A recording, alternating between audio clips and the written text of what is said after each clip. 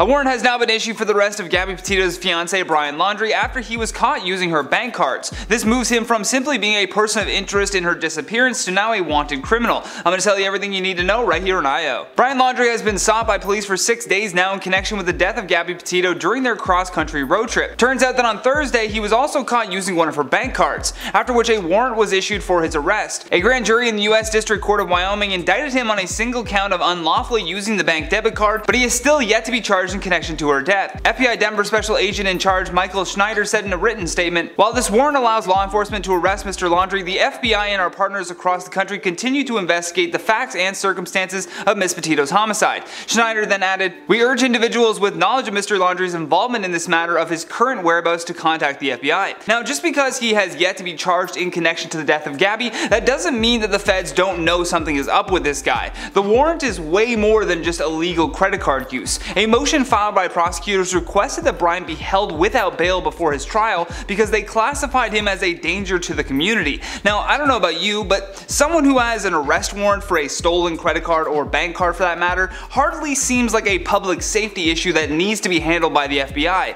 So they clearly know a lot more than they are letting on here. The documents, according to our sources, also state that Laundrie is a serious flight risk. This indictment gives us a timeline for the alleged unauthorized use of Gabby's bank cards. According to the report, it was used from August 30th to September 1st, purchasing items that totaled at least $1,000. What is important to note here though for our timeline of events is that he returned to his parents' house in Florida on September 1st. The FBI also started asking the public for their assistance in finding Gabby around August 28th, and then she was officially reported missing on September 11th. The main reason why they can't just issue a warrant in connection to her death though is because the police need probable cause to get that warrant. So perhaps the physical evidence at the crime scene wasn't enough to implicate Brian in any of this. That being said, they may have found things in his family home and in that white van that suggest otherwise, but they're waiting to capture him first to make a rock solid case. Either way, the hunt for Laundrie is still going on, and what's making things difficult for police right now is that there's just so many sightings of him. I realize that a lot of humans look the same, but man oh man, there are so many people that internet detectives believe is Brian Laundrie.